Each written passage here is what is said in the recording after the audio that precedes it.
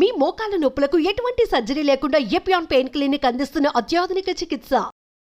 Welcome to Suman TV. నేను మీ నవీన్. మోకాళ్ళ నొప్పులు ఈ మధ్య చూస్తే ఏజ్తో సంబంధం లేకుండా ఇవి వస్తూ ఉన్నాయి. సో డయాబెటీస్ ఉన్న వాళ్ళలో అయితే ముఖ్యంగా ఇంకా ఎక్కువ చూస్తూ ఉంటాం అంటున్నారు. అసలు డయాబెటిక్ ఉన్న వాళ్ళలో మోకాళ్ళ నొప్పులు ఎందుకు వస్తూ ఉంటాయి? ఎందుకంటే డయాబెటిక్ ఉంటే డయాబెటిక్ న్యూరోపతినో డయాబెటిక్ రెటినోపతినో వస్తూ ఉంటుంది. ఇది మన కంటిని డ్యామేజ్ చేస్తుంది, లేదంటే నరాల్ని డ్యామేజ్ చేస్తుంది అంటుంటారు. కానీ బాడీలో ఎందుకు ఇన్ఫ్లమేషన్ కావచ్చు, ఈ పెయిన్ కావచ్చు వస్తూ ఉంటుంది అనేది అయితే సార్ని అడిగి తెలుసుకుందాం. ప్రస్తుతం మనతో celebrity homeopathy expert doctor Chetan గారు ఉన్నారు. హాయ్ సార్, నమస్తే అండి. నమస్తే సార్. సార్, మీ వీడియోలు చాలా ఇన్ఫర్మేటివ్గా ఉంటాయి. అదేవిధంగా అందరికీ అర్థమయ్యే విధంగా, సామాన్య జనాలకు కూడా అర్థమయ్యే విధంగా ఉంటాయి. సో మీ వీడియో కింద వచ్చిన కమెంట్ గురించి ఇప్పుడు నేను మాట్లాడుతూ ఉన్నాను. సార్, మాకు డయాబెటీస్ ఉంది, మోకాళ్ళ నొప్పులు కూడా వస్తూ ఉన్నాయి. సో ఏంటి అంటే దీనికి ఏమైనా ఇంటర్లింక్ ఉందా అని అడుగుతా ఉన్నారు సార్. January 1st, 2018 డేట్ కూడా గుర్తుంది నాకు. ఓకే. ఒక అతను వచ్చిర్రు మన దగ్గరికి. వచ్చి ఏమన్నారు తెలుసా? అంటే వాళ్ళ వైఫ్ వాళ్ళ పిల్లలు ఆల్రెడీ మన దగ్గర ట్రీట్మెంట్ తీసుకుంటున్నారు. Okay okay. పిల్లలకి ఇద్దరిలో ఒకరికి ఆటిజం ప్రాబ్లం ఉండే. ఓకే. మళ్ళా దాని తర్వాత ఇంకో పిల్లోడికి టాన్సిలైటిస్ ప్రాబ్లం ఉండే. మళ్ళా దాని తర్వాత వాళ్ళ వైఫ్ కి ఫైబ్రాయిడ్ ప్రాబ్లం ఉండే. ఆల్రెడీ ముగ్గురు ట్రీట్మెంట్ లో ఉన్నారు. ఇప్పుడు హస్బెండ్ కి ఏమైంది? షుగర్ వ్యాధి డయాగ్నోజ్ అయింది. Okay okay. అయితే షుగర్ వ్యాధి వచ్చినోనికి మందు వాడినా వాడకపోయినా మీరు చెప్పండి, జనరల్ గా తీసుకునే జాగ్రత్తలు ఏముంటాయి?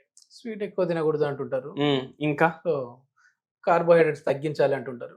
ఓకే. ఇంకా త్వరగా పడుకోవాలి. ఓకే. వ్యాయామం చేయాలి, నడక ఉండాలి ఖచ్చితంగా. ఓకే. ఇంకా అయితే ఎక్కువ తాగొద్దు. ఏమన్నారు లాస్ట్ లో? కూల్ డ్రింక్స్ ఎక్కువ దాంతో పాటు ఇంకో డ్రింకులు కూడా ఉంటాయి. ఓకే. అది అయితే ఏందంటే ఈ పేషెంట్ కి నాకు ఎట్లా డేట్ కూడా గుర్తుంది అంటే హ్యాపీ న్యూ ఇయర్ అనేసి మనకు చెప్పిండ్రు. న్యూ ఇయర్ రోజు వచ్చిండ్రు మన దగ్గర. Okay okay. వచ్చేసి చెప్పి ఇట్లా రిపోర్ట్లు చూపించిండ్రు. అయితే మనతోటి అన్నారు, ఈ పేషెంట్ కి వారంలో 5 రోజులు కంపల్సరీ కావాలి. ఓకే. ఆల్కహాల్ కావాలి. ఓకే. అది కూడా ఇంత ఏదో చటాక్ అన్నట్టు కాదు, ఆల్మోస్ట్ 200 to 500 ml అంట. ఒక్కసారి కూర్చుంటే ఎంత ఖతం చేస్తాడంట ఆయన. అయితే ఏందంటే ట్రీట్మెంట్ వాడండి సార్, మళ్ళీ ఇంగ్లీష్ మందులు వేసుకోవాలన్నా అంటే నేను చెప్పిన, అరే నేనైతే హోమియోపతి డాక్టర్ కదా, నేనైతే హోమియోపతి మందులు వేస్తా, నేను ఇంగ్లీష్ మందులు ఎట్లా ఇస్తా? నేను ఇవ్వలేను. ఇంకా హోమియోపతి తోటి పూర్తిగా తగ్గిపోతుంది షుగర్ వ్యాధి. ఎట్లా తగ్గుతుంది? ఇప్పుడు మనం కొద్దిగా ఏం చెప్పినాం, రోజు 30 minutes వాకింగ్ చేయండి. ఓకే. రోజు మీరు 8 గంటలు పడుకోండి. ఓకే.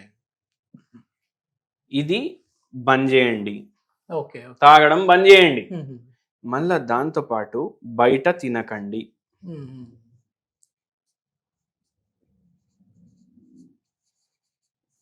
అర్థమైందా? ఎన్ని పాయింట్లు చెప్పినాం? 1, 2, 3, 4 అంతే. దీంతో ఏమైతుంది? ఇది కంట్రోల్ అవ్వడం స్టార్ట్ అవుతుంది. ఓకే. హోమియో మందులతో ఏమైతుంది? పూర్తిగా తగ్గిపోతుంది. పూర్తిగా హోమియోపతి తోటి ఎట్లా తగ్గుతుంది? మనం రోగానికి ఇవ్వము ట్రీట్మెంట్, మనం పేషెంట్ కి ట్రీట్మెంట్ ఇస్తాం, అట్లా తగ్గుతుంది. అయితే మందులు స్టార్ట్ చేసినాము, 2 నెలలకి మందులు ఇచ్చినాము, 4 నెలల తర్వాత టెస్ట్ చేయించినాము. ఓకే. 4 నెలల తర్వాత టెస్ట్ చేపిస్తే మన దగ్గర వచ్చినప్పుడు HbA1c 9.8 ఉండే.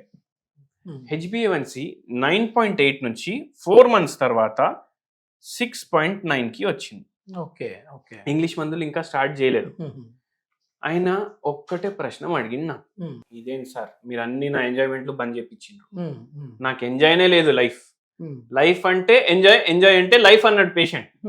మా దోస్గాళ్ళతో మాట్లాడినా, ఆ పేషెంట్ ఏజ్ అప్పుడు 44 years ఉండే. దోస్గాళ్ళతో మాట్లాడినా, అరే ఏం మందులు వేసుకుంటున్నావు, తాగొద్దు, వాకింగ్ చేయాలి, నిద్ర పోవాలి, అదేమన్నా జిందగీనా అనేసి అన్నారంట. ఓకే. ఏమి మందులు వద్దు సార్, మా పిల్లలకి మా వైఫ్ ది ట్రీట్మెంట్ కంటిన్యూ చేయండి, నాకు సెట్ కాదు, అక్కడ వాళ్ళు గోళీలు వేసుకుంటున్నారు, తాగుతున్నారు అంటున్నారు. ఓకే. సరే మీకు కూడా అట్లా ఇష్టం ఉంటే తాగండి. ఇప్పుడు ఏ గోళీ వేసుకున్నా తాగుడు అయితే ఖరాబ్ కదా. ఆ పేషెంట్ కూడా గోళీ వేసుకోకుండా తాగుడు మంచిది కాదు. ఏమైందంటే ఇప్పుడు ఆయన ట్రీట్మెంట్ వాడతలేరు, కోవిడ్ వచ్చింది. ఓకే. కోవిడ్ వచ్చిన తర్వాత అన్ని బిజినెస్లు ఖరాబ్ అయినాయి. కోవిడ్ వచ్చినాక 1 year తర్వాత మన దగ్గర వచ్చింది.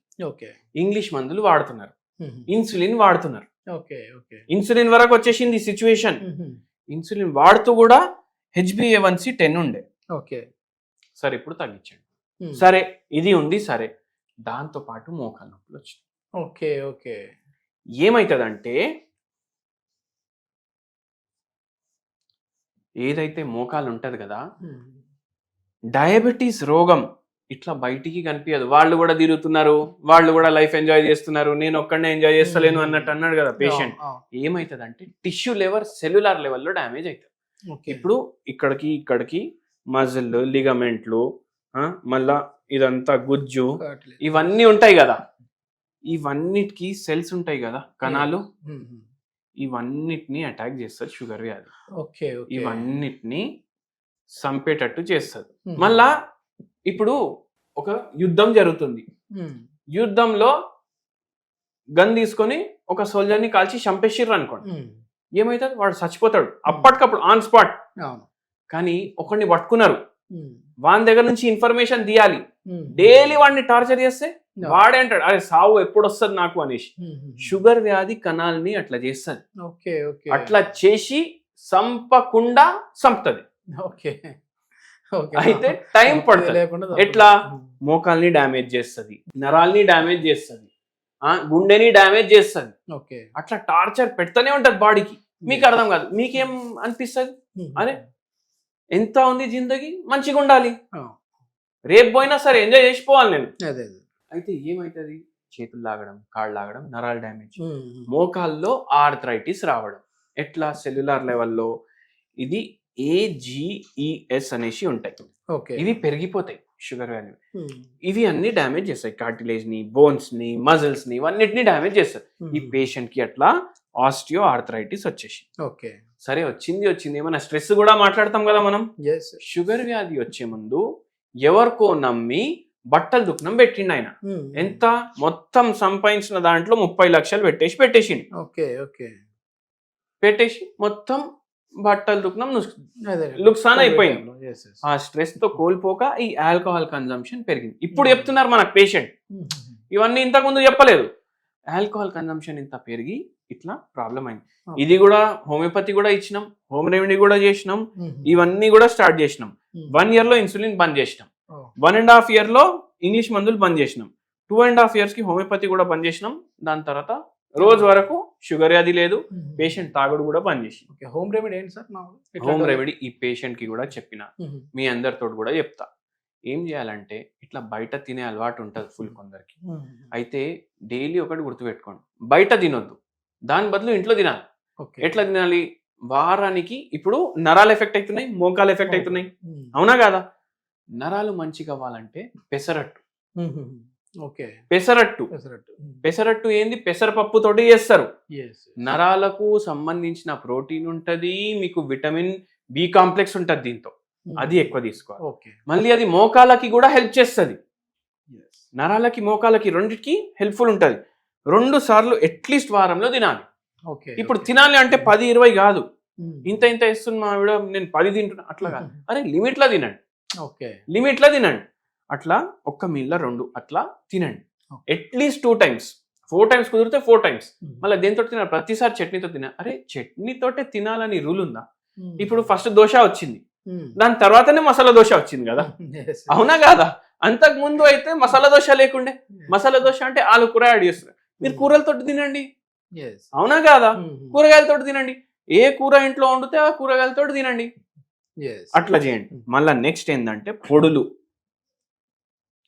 మన పాత ఫుడ్లు అన్ని మర్చిపోతున్నాం మనం, అవునా కాదా? మనకిప్పుడు పిరి పౌడర్ కావాలి, మనకిప్పుడు సాస్ కావాలి, టొమాటో సాస్, సోయా సాస్ కావాలి. అరే అవి బయటికి వెళ్ళి వచ్చినాయి, అవి అన్నిట్లా ప్రిజర్వేటివ్లు ఉంటాయి అంటే వినర్. అదే కావాలి మనకు, ఫ్రైడ్ రైస్ కావాలి, బిర్యానీ కావాలి, అవే కావాలి. అయితే ఏంటంటే పొళ్ళల్లో rich in minerals, rich in vitamins, rich in protein. ఒకరోజు పుట్నాల పొడి, ఒకరోజు కందిపప్పుల పొడి, ఒకరోజు కరివేపాకు పొడి, ఇట్లా ఒక్క పొడితోటి రోజు మీరు 2 బుక్కలు రైస్లో కలిపి ఆవు నెయ్యి యాడ్ చేసి తినండి. మీకు మీ గుజ్జు కూడా దానికి కూడా సపోర్ట్ ఇచ్చేలాగా న్యూట్రిటివ్ దాంట్లో చెప్తున్నాను నేను, అది హెల్ప్ చేస్తుంది. మళ్ళా దాని తర్వాత మీకు డయాబెటీస్ వ్యాధి తోటి కూడా హెల్ప్ చేస్తుంది. ఇప్పుడు నేను రైసే తినమని చెప్తున్నాను, ఇంకా ఒక పూట తినండి, ఇవి కలుపుకొని తినండి, రెండు బుక్కలు, ఇంకా మీకు చాలా బెనిఫిషియల్ ఉంటుంది. మీకు తెలుసా, ఆవు నెయ్యి వేస్తే గ్లైసిమిక్ ఇండెక్స్ తగ్గిపోతుంది ఫుడ్ది. ఇది మొత్తానికి ఏంటంటే డయాబెటీస్ వచ్చిన వాళ్ళు మామూలుగా చాలా వరకు కూడా లైఫ్ లాంగ్ మందులు వాడే కంటే హోమియోపతిలో వచ్చారంటే మాత్రం 2 years 2.5 yearsలో మీ డయాబెటీస్ని క్లియర్ చేసుకోవచ్చు. అదేవిధంగా డయాబెటీస్ ఇంటర్లింక్ డిసీజెస్ అది ఏదైనా కావచ్చు, న్యూరోపతి కావచ్చు, రెటినోపతి కావచ్చు, అదేవిధంగా ఈ మోకాల నొప్పులు కావచ్చు, వీటిని కూడా శాశ్వతంగా అయితే దూరం చేసుకోవచ్చు అని చెప్పేసి డాక్టర్ చేతన్ రాజు గారు చెప్తున్నారు. దీనికి సంబంధించి ఫర్దర్ ఇన్ఫర్మేషన్ ఇంకా ఏదైనా కావాలంటే సార్ కాంటాక్ట్ నెంబర్ ప్రొవైడ్ చేస్తున్నాం, మీరు నేరుగా సార్తో మాట్లాడచ్చు. Thank you sir. Thank you sir.